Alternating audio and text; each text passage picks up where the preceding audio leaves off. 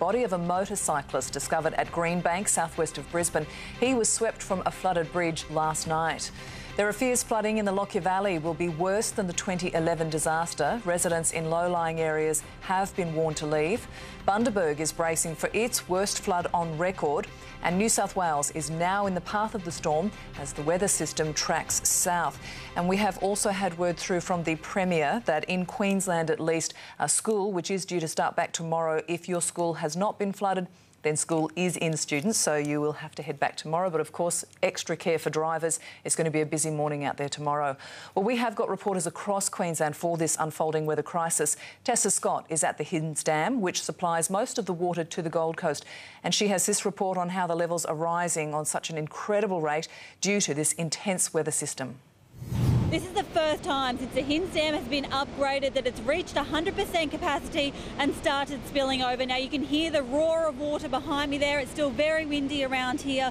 It's come up very fast. It was at 92% just yesterday, but it's quickly reached capacity and started spilling over about 11 o'clock. Now that's because the rain has come down from the hinterland and run off into the dam. Now council says at the moment there are no threats to home downstream. They say by the time this water reaches the Nerang River, it will be quickly sucked out to the seaway and out to sea, and they say the worst of the rain is behind us now.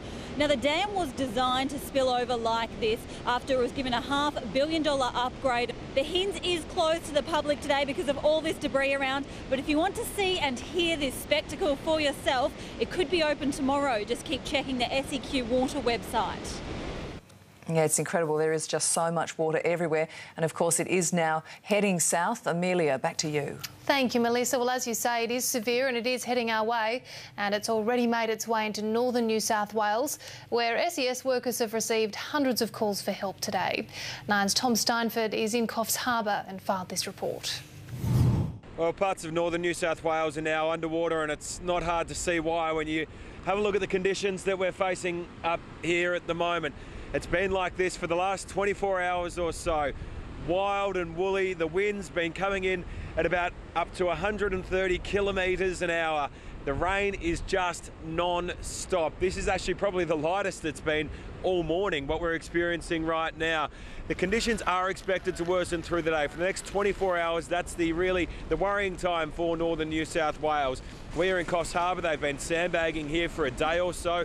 The worry now is that it's going to continue to head south to places like Sydney. The other thing to consider when you look over at this area here is that today is also the highest tide for New South Wales of the year. So you've got these rivers that are overflowing and they're coming down into the ocean that's already lapping back into it. So that's going to push these rivers back upstream and force further flooding again. Places like Grafton, also inland at Bellingen, they're going to have a lot of issues later in the day.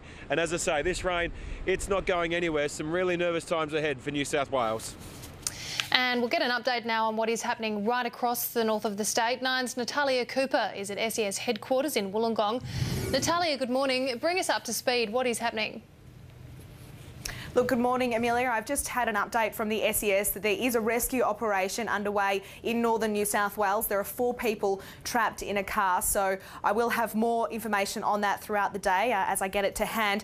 Now, look, there's major flooding right across the northern parts of New South Wales. 2,000 people are isolated from floodwaters. Now, the major areas of concern are Bellingen and Coffs Harbour. They've been hit hard, and of course the floodwaters are still rising. Look, levels aren't expected to peak until sometime tomorrow. Now, the Pacific Highway has also been closed at South Grafton, and I've been told that evacuations are likely at some point today. Amelia. Talia, we're hearing a lot about the deluge that is headed for Sydney. What is in store? Yes, look, tonight is when the worst of the weather is expected, from about midnight through until 6 a.m. That's a bit later than first expected. A severe weather warning has been issued, so falls of up to 200 metres are likely, and we could be looking at flash flooding as well, and some very strong wind gusts up around the 100 km/h mark. And already we're seeing quite wild surf conditions along the coast. So coastal areas are expected to be worst hit. Among the worst hit areas are going to be Ku-ring-gai, Hornsby and and at the Sutherland Shire. Amelia. All right, Natalie, we'll leave it there for now. Thank you for the update. We're getting lots of photos into our newsroom via email and Twitter as this flood emergency unfolds. And this one shows the wild conditions in Toowoomba. Several homes there have been damaged by falling trees. Some fences have been